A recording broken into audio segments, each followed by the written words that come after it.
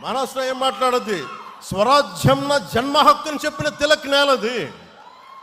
అలాంటి నేల కేవలం అది మరాఠీ మాణుస్ అని చెప్పలేదు. ఆయన చెప్పింది మరాఠీ మాణుస్ ఇచ్చిన స్లోగన్ ఏంటంటే సంపూర్ణమైన దేశానికి స్వరాజ్యం నా జన్మ హక్కు అని. అలాగే కూర్చోబెట్టి మనకి ఏది తీసుకున్నా, తమిళనాడు తీసుకున్నా, ఏమి తీసుకున్నా, ల్యాండ్ ఆఫ్ మన సుబ్రహ్మణ్య భారతి, సుందర తెలుగు అని చెప్పిన వ్యక్తి, అన్నీ అర్థం చేసుకున్న మహానుభావులు, వాళ్ళ దారుల్ని వాళ్ళ ఆలోచన విధానాన్ని మర్చిపోయారు అందరూ. మేము మర్చిపోలా, గుండెల్లో పెట్టుకున్న దాన్నే వాళ్ళు ముందుకు తీసుకెళ్తా ఉన్నాం. ఒకసారి నాకును ఒక ప్రజాకళాకారు, నాకు ఇష్టమైన ప్రజాకళాకారుడు గద్దర్ గారికి ఒక మంచి ఒక సంభాషణ జరిగింది. నేను ఒకటే చెప్పాను, తమ్మి నువ్వు మా వాడివి కాదురా, నువ్వు వెళ్ళిపోయావు, నువ్వు పక్కకి అంటే నాన్న ఎప్పుడు నేను మనిషిని అన్నా, నేను అందరూ బాగుండాలని కోరుకుంటాను అంటే ఆయన అర్థం చేసుకుని నేను మాట్లాడుతా నేనే చెప్పాను, అన్న ఒకప్పుడు దేవుడు లేడు, దేవుడి మీద నువ్వు పాటలు రాసావు, దేవుడు లేడు విచిత్రం అని అనవసరం అని, మరి నువ్వే యాదాద్రి నరసింహుడి మీద పాటలు రాసావు, అది కూడా నువ్వే చేసావు. నువ్వే నీ రకాలుగా మారినప్పుడు నేను మనుషులు ఎలాగా మారుతారని తెలిసి నేను ఇంత ఫ్లెక్సిబుల్ ఐడియాలజీ పెట్టానన్నా, అంతకుమించి ఇంకేం లేదు. నా గుండెల్లో ఎప్పుడు కష్టపడే, నేను తుపాకీ పట్టుకుని నేను నక్సలైట్ కావాల్సిన అవసరం లేదు, ఎర్ర జెండా వేసుకొని నేను మావోయిస్ట్గా మారాల్సిన అవసరం లేదు. నేనేం మాట్లాడానంటే, నేను నా జెండా నేను వేసుకుంటా, నా 7 సిద్ధాంతాలు నేను మాట్లాడతా, ప్రిమిటివ్ వల్నరబుల్ ట్రైబల్ గ్రూప్స్ కోసం డోలీ మోతలు తప్పించే బాధ్యత నేను తీసుకుంటా. వేసావు ఈ రోజున అంటే దీనికోసం నేను తుపాకులు పట్టుకోలే, దీనికోసం విప్లవాలని పందాన్ని విప్లవ పందాన్ని మనం ఏం చేస్తాం? ప్రజాస్వామ్యంలో ఉన్నప్పుడు హింస పని చేయదు, అది అర్థం చేసుకునే ఉంటాం కదా. నేనేం చేశానంటే ఇట్స్ అ మిడిల్ పాత్, ఒక మిలిటెంట్ అప్రోచ్ కావాలి.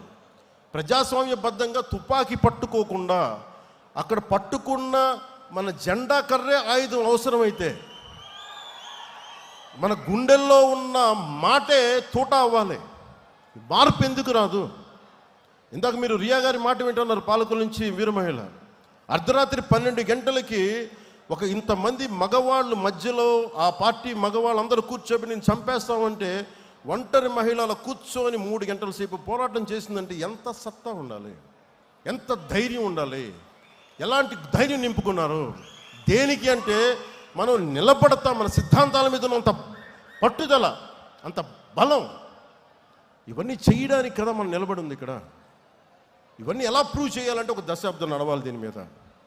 పవన్ కళ్యాణ్ కూర్చోబెట్టి ఇక్కడ మనకి నోటెల్ హోటల్లో ఆపేస్తే చంపేయడానికి, పోలీసులు తీసుకెళ్ళడానికి ప్రయత్నాలు చేస్తే మేమేం భయపడలే, చెయ్యి.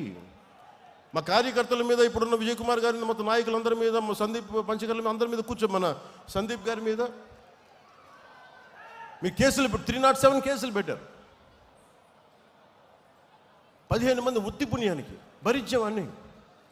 అక్కడ మనం కూర్చోబెట్టి అమరావతిలో ధర్నా చేస్తామంటే కూర్చోబెట్టి మేము దాడులు చేస్తూ ఉంటారు. ఇప్పటం కోసం వెళ్దామంటే మీరు కూర్చోబెట్టి బ్లాకులు చేస్తారు.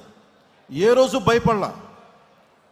ప్రధానమంత్రి గారు స్వయంగా నాకు తెలిసినప్పటికీ కూడా, ఇంత ఇబ్బంది పెడుతున్నప్పటికీ కూడా విశాఖపట్నంలో ఒక్క ఫోన్ కాల్ నేను పిఎంఓ ఆఫీస్కి కానీ హెచ్ఎంఓ ఆఫీస్కి కానీ చేయాలి. ఎందుకంటే ఇది మా నేల, మేము పోరాడతాం ఇక్కడ.